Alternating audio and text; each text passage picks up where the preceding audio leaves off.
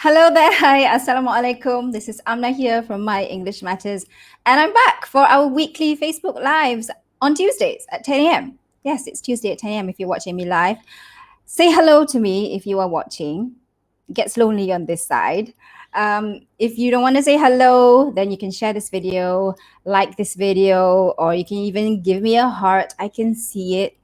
So today I'm going to talk about 6 things to avoid doing when you speak English.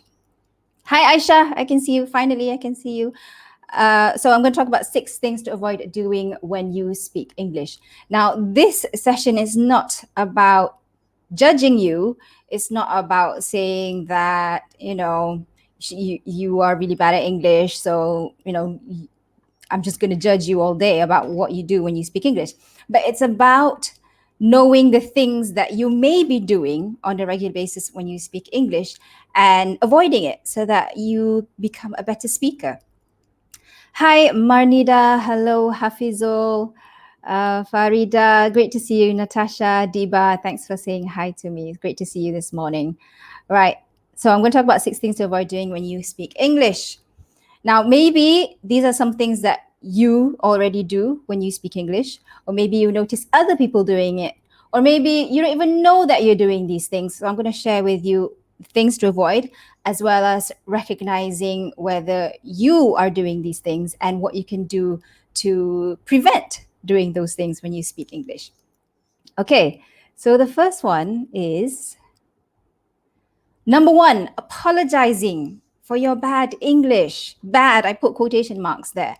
Now, when we teach our students, when we do our live workshops, sometimes we get students, before they have to present something, they say, I'm sorry for my bad English. So they open their speech or they open their presentation with the words, I'm sorry for my bad English, or I'm sorry for my poor English, I'm sorry for my grammar, I'm sorry that my English is not perfect.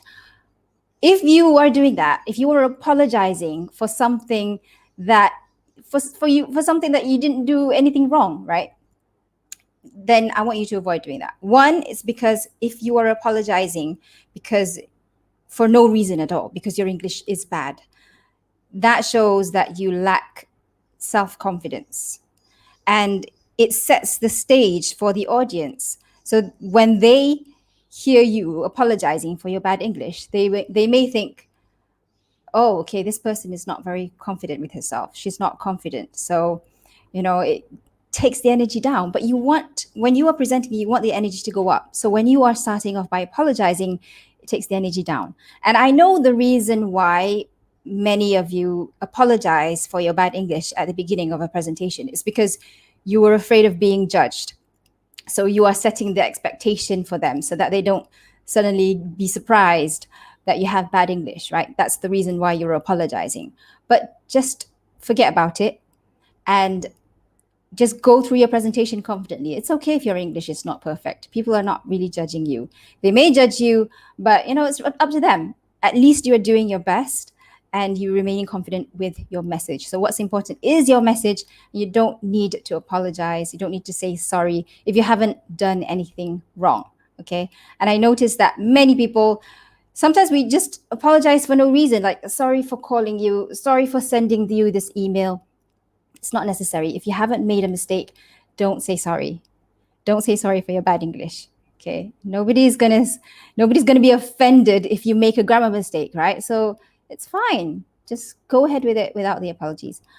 Number 2, speaking too fast. So what you should avoid is speaking too fast when you speak English. So there are 3 reasons why we may speak too fast. 1, we are very nervous. We have run out of, we are not breathing and we tend to speak very fast. And then another reason that we hear our students say is that they don't want people to notice their grammar mistakes. Another reason is they want to get their words out as fast as they can. All right. Oh, did I not share the slides just now? I did, right? Okay, anyway. So they're speaking too fast. And the way that you can control yourself from speaking too fast is 1, take a deep breath. So if you speak too fast because you are nervous, Take a deep breath and then just let it out. Look at your audience. Remember, the reason why you are speaking is you want your people to understand you, right? So if you're speaking too fast, then they may not catch what you want to say. And the whole point of you speaking is non-existent anymore, right? So try not to speak too fast, speak slowly. And then another tip that you can avoid from speaking too fast is to remember your message. What is the message that you want people to understand? What is the message that you want to convey? And if they look lost, or your audience looks like they're not listening to you, then maybe you need to slow down. Again, take a deep breath, look at them in the eye, and then speak slowly, pronounce each word clearly, right?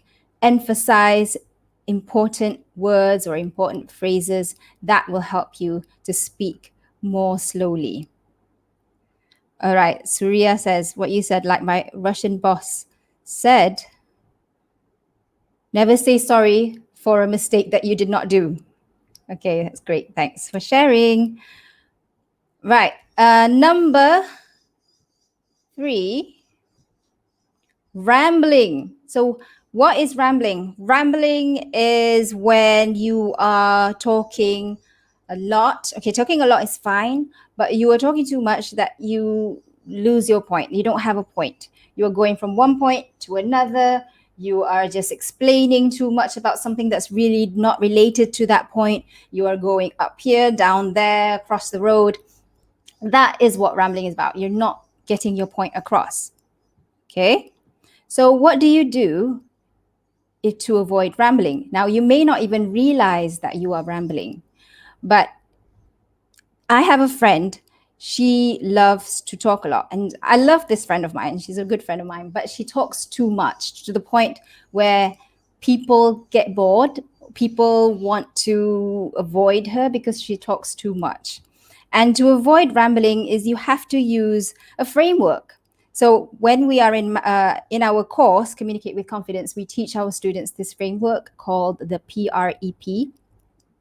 So it's called the PrEP framework. So P is for the point, R is for the reason, E is for example, and the last P is your point again. So when you are trying to elaborate on something, you use that PrEP framework. So you elaborate what your point is, you give the reason for it that's related to that point, and you give an example. So an example could be a story, an example could be an example itself, right? So explanation, the elaboration part, where you're sharing a story or you're sharing an example. And then P is you're going back to the point. So you're closing up with a nice ribbon. So you have one story. And then if you have another point, then you apply PrEP on that other point.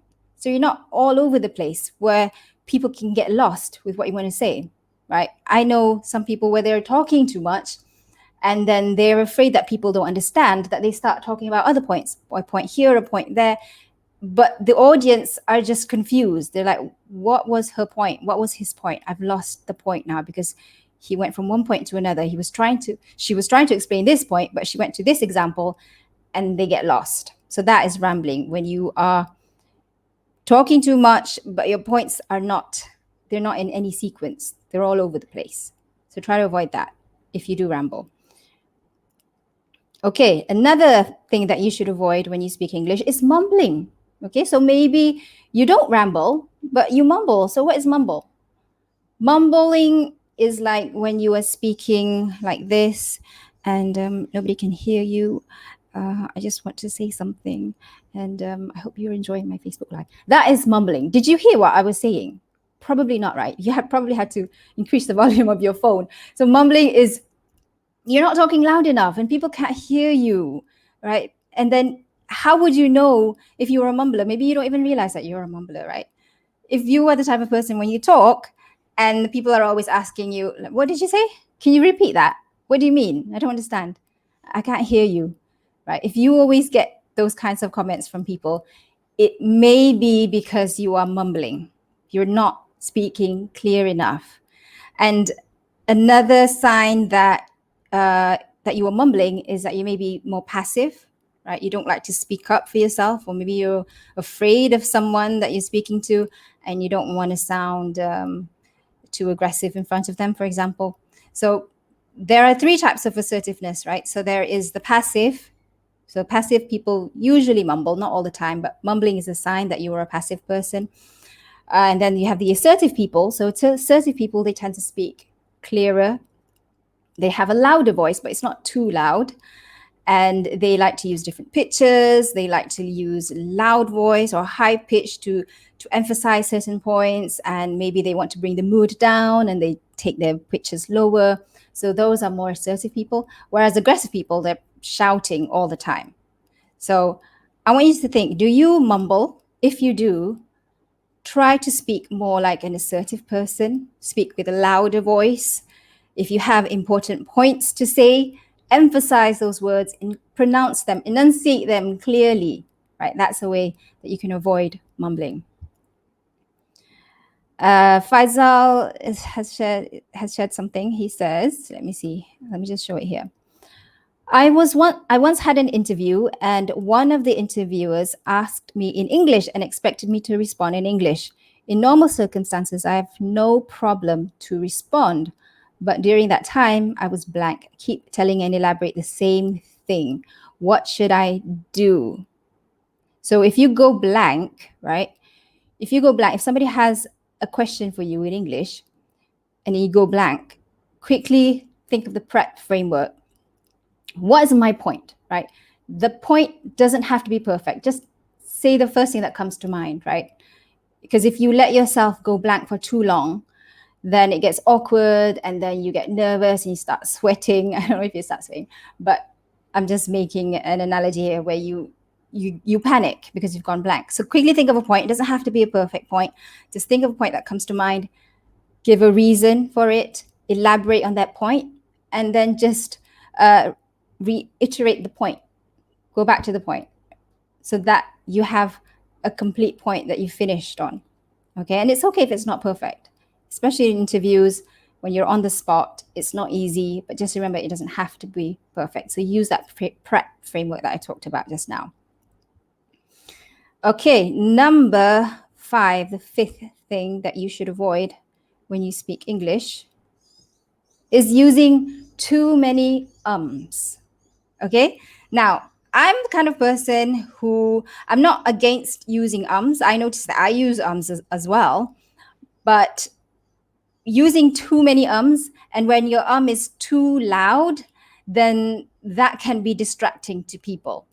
Okay, so if I watch my Facebook Live again, I'll probably notice I use ums as well, but not to the point where it distracts you. If you use a lot of ums, if you sound like this, 6 things to avoid doing when you speak English. Now, that's just too much. Too many ums in one sentence, and the ums are too loud and too long. Okay? If you want to say just say Don't say that's just too long. And another tip to avoid using too many ums is just to keep quiet. So 6 things to avoid doing when you speak English, right? You may feel like you want to say 6 things to avoid doing when speaking English. It's okay to just keep quiet. You don't have to say anything. You have to come out with a noise to fill up that gap, that silence, right? It's fine to have a bit of silence. And when there's a bit of silence, people tend to listen to you better because you're emphasizing on that phrase. So try to avoid using too many ums. It's okay if you want to use it a little bit here and there, but too much, if you notice that you're using it too much, just keep quiet when you feel like saying just close your mouth instead of letting your voice come out. Karinesa says she uses too many ums. She wishes she could avoid that. Yes, I hope you use my tip, right? If you notice yourself when you're speaking that you're saying too much, just close your mouth, shut your lips, and then just keep quiet and just continue what you're going to say. Okay? So that's about using too many ums. And then we have the last tip, which is using the same filler words too many times. So this is similar to using a lot of ums. Some people, they don't want to use ums, but they use like a word like essentially, or they use a word like basically. Now, it's fine to use those words, but when you're using it too many times, it can be distracting for people as well. So I know this one person, she loved to use the word essentially.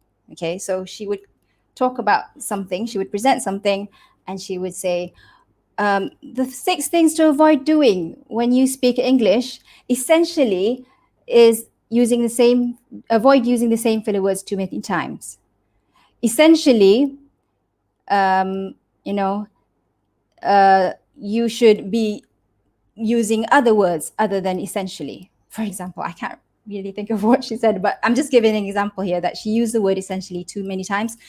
She would use the word essentially for every single sentence. She wanted to link one sentence to another, or she wanted to link one idea to another, and she would use the word essentially all the time, to the point where I was like counting in my head like how many times she used the word essentially, and I lost track of what she was saying. I wasn't paying attention to what she was saying. I was just paying attention to the number of times she said the word essentially. Okay.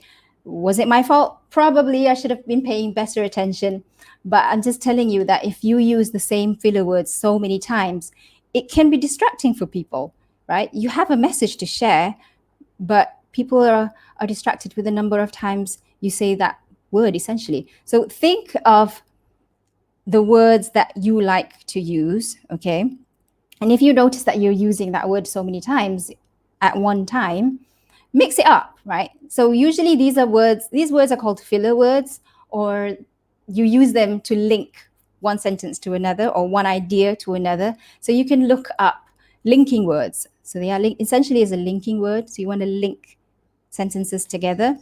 Google or search online linking words other than essentially. So you could use basically, you can use, if you want to mean something else, you could say alternatively or most importantly. So those are different types of linking words that you can use other than the word that you always use. So mix it up, okay? And sometimes if you don't know what to say, again, just keep it quiet. Stop using that same word again and again and again, because it may be distracting for people. So Noraini says normally. Yeah, you could use normally, right? But make sure that the linking words that you use make sense with the sentence, right? So linking words, they have their own roles to play. So maybe it's essentially, basically, importantly, even words like however, but. So these are linking words. Okay, so those are my 6 tips. Let's go through it again. Oh, I just want to share the words that I use a lot. I don't like to.